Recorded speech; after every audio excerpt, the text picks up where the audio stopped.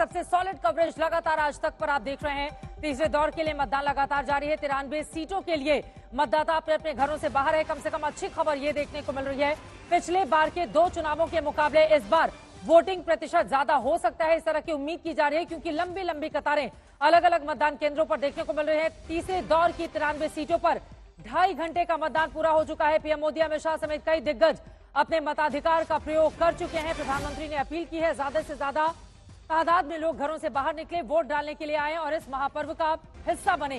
रानीप में उन्होंने मतदान किया है। अमित शाह, शिवराज सिंह चौहान, येदियुरप्पा ने भी मतदान किया है, जिनमें कई नेताओं की प्रतिष्ठा दांव पर लगी हुई है। शिवराज सिंह चौहान विदिशा से चुनावी ताल ठोक रहे हैं, तो वहीं आपको बताते चले गांधीनगर से चुनावी मैदान में है गृह मंत्री अमित शाह। 11 राज्यों की 93 सीटों पर सुबह से ही मतदान लगातार जारी है। 10 राज्य, 1 केंद्र शासित प्रदेश की 93 सीटों पर वोटिंग हो रही है। सुबह 7 बजे से शाम 6 बजे तक ये मतदान यूं ही जारी रहेगा। शाम 6 बजे तक मतदान केंद्र पहुंच चुके वोटर्स को इसके बाद भी वोटिंग कराई जा सकती है, अगर वो कतारों में लगे हुए दिखाई दे सकते हैं। वी.डी. शर्मा आपको दिखाई दे रहे हैं, मध्य प्रदेश भारतीय जनता पार्टी के प्रदेश अध्यक्ष। इनकी भी चुनावी किस्मत का फैसला होना है। कुल 29 सीटें हैं, जिनमें से कई महत्वपूर्ण सीटों पर आज चुनाव हो रहा है। संभल, अररिया, अलग अलग हिस्सों से हमारे तमाम संवाददाता जुड़े हुए हैं।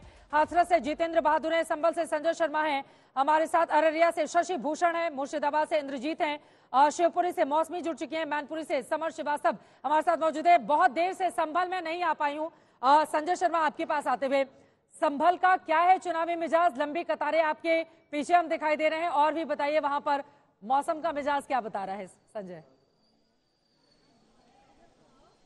सबसे पहले तो मैं बताऊं कि चुनाव में लोकतंत्र के इस महापर्व में इतनी ताकत है कि वो देश को ताकत देता है, जनता को ताकत देता है, यहां तक कि शब्दों को ताकत देता है। मत शब्द है वो निषेधात्मक है, लेकिन चुनाव के समय इसका अर्थ बदल जाता है। लोग एक दूसरे को कहते हैं मत दो मत दो, इसका मतलब पूरी तरह से पॉजिटिव है, 100%।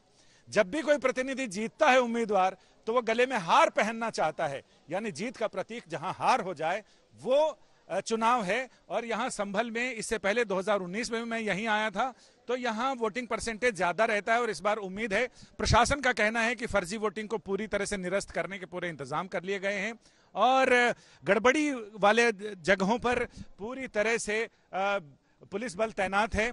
यहां पर 1950 पूरे संभल क्षेत्र में 1950 पोलिंग बूथ बनाए गए हैं, जिनमें से कितने संवेदनशील है, कितने अति संवेदनशील है, हमारे यहाँ के संभल के संवाददाता हैं अभिनव माथुर, कितने संवेदनशील और अति संवेदनशील? देखिए, संभल लोकसभा क्षेत्र में 1950 टोटल जो है बूथ हैं, जिसमें 584 जो है संवेदनशील बूथ हैं और 33 जो है वल्नरेबल बूथ हैं। सभी पर जो संवेदनशील बूथ हैं उन पर वेबकास्टिंग की पूरी व्यवस्था की गई है। बीएसएफ और पैरामिलिट्री के जवान जो है तैनात किए गए हैं, और जो वल्नरेबल बूथ हैं उन पर सेक्टर मजिस्ट्रेट के साथ ही जो है क्या नाम है, जो भी वेबकास्टिंग व्यवस्था बीएसएफ के जवान मुख्य तौर पर तैनात रहे। प्रशासन से हमारी बात हुई, उनका कहना था कि शांतिपूर्ण, स्वतंत्र, निष्पक्ष और निर्भय मतदान के लिए पूरे इंतजाम किए गए हैं। पुलिस बल, अर्धसैनिक बल जगह जगह तैनात हैं, लेकिन जिस बूथ पर हम हैं वहां सुबह से कतारें लगी हुई हैं, लंबी कतारें हैं।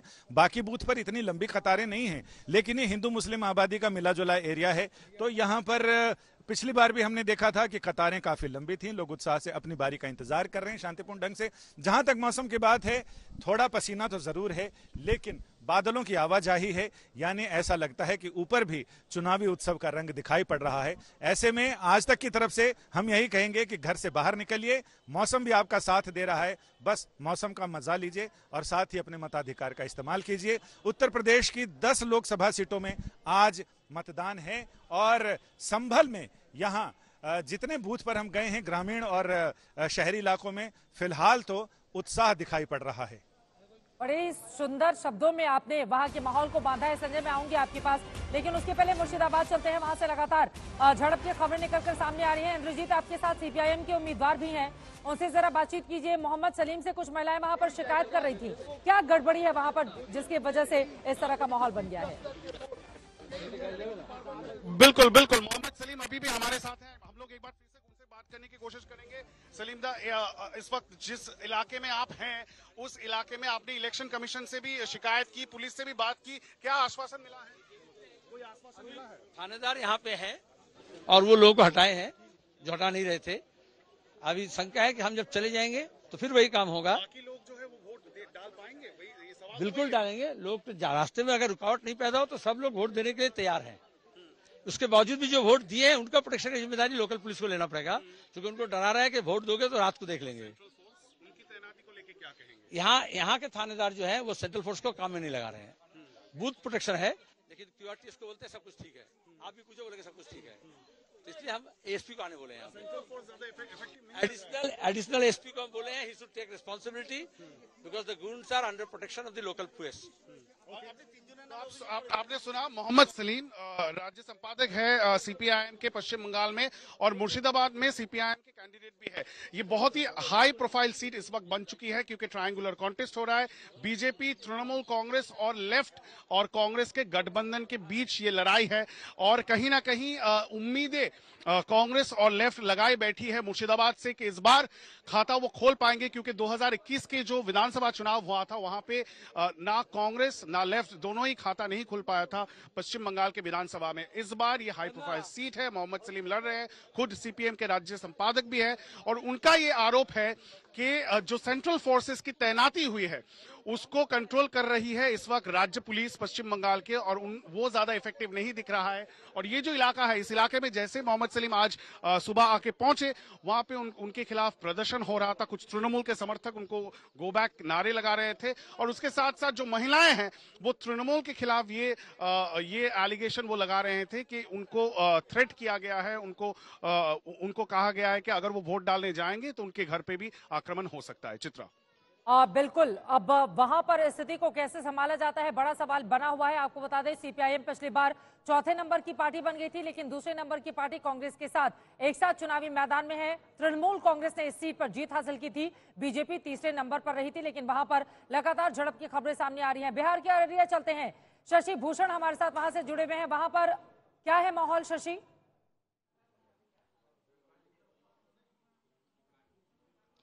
देखिए चित्रा, अररिया बेहद खास सीट हो जाती है। ये कथाकार फणीश्वरनाथ रेणु की भूमि है। महिला आंचल जैसी रचना जो है यहीं से लिखी गई थी, और तब फणीश्वरनाथ रेणु ने कसम भी खाई थी कि वो कभी चुनाव नहीं लड़ेंगे। लेकिन आज देखिए चुनाव को लेकर माहौल क्या है। ये लंबी लंबी कतार ये बताने को काफी है, और ये अररिया का जोकी हाट इलाका है, ग्रामीण क्षेत्र है, और सुबह से जब से हम यहाँ मौजूद हैं तब से हमने लंबी कतार यहाँ देखी है, और अपनी बारी का लोग शांतिपूर्वक इंतजार कर रहे हैं। उनको पता है 5 साल बाद मौका आया है तो जनादेश देना है, और अपने घरों से निकले हैं। सबसे खास बात चित्रा, अब तक 2 चरणों में हमने बिहार के अंदर जो गर्मी देखी थी वो इस बार नहीं है। मतलब अररिया के इलाके में सुबह से सूरज देवता के दर्शन नहीं हुए हैं, तो मौसम बहुत साथ दे रहा है, और यही वजह है। ये दूसरे तरफ की भी बूथ है चित्रा, यहाँ भी महिलाओं की अच्छी खासी तादाद है। अपने बच्चों को साथ लेकर के महिला वोटर्स पहुंची हैं और कतार में खड़ी हैं, और उनका सीधा मकसद एक ही है कि जनादेश देना है। और जो मुद्दे हैं वो स्थानीय मुद्दे भी हैं, देश के स्तर पे भी मुद्दे हैं, और मुस्लिम बहुल इलाका माना जाता है अररिया। यहाँ पर मुस्लिम वोटरों की अच्छी खासी तादाद है, और सबसे खास बात ये कि अररिया सीट पर आज जब वोटिंग खत्म होगी तो उसके बाद सीमांचल के इलाके में मतदान की प्रक्रिया पूरी हो जाएगी। तो बहुत अहम है। यहाँ पर मुख्य मुकाबला बीजेपी के जो मौजूदा सांसद हैं प्रदीप कुमार सिंह, उनके बीच, और शाहनवाज आलम जो तस्लीमुद्दीन पूर्व केंद्रीय मंत्री रहे, आरजेडी के बड़े नेता माने जाते थे, उनके बेटे के साथ मुकाबला है। और कई और उम्मीदवार भी हैं। कुल 9 उम्मीदवारों की किस्मत आज ईवीएम में कैद होगी, लेकिन वोटिंग का प्रतिशत जो है ये उम्मीद की जा रही है कि बढ़ेगी। देखिए तस्वीरें जो बताती हैं कि किस तरह का उत्साह है। महिलाएं सुबह के वक्त हालांकि बूथ पर उठना नहीं थी 7 बजे के करीबन, लेकिन अब उनकी तादाद धीरे धीरे लंबी होती जा रही है। जो मुद्दे हैं वो उनके मन में है, दिलो दिमाग में है, और कोशिश है कि जनादेश के जरिए कहीं ना कहीं जो अपना फैसला है वो आज ईवीएम में कैद कर पाए। चित्रा, ठीक है। अररिया बेहद महत्वपूर्ण, भारतीय जनता पार्टी ने पिछली बार जीत हासिल की थी, आरजेडी दूसरे नंबर पर रही थी।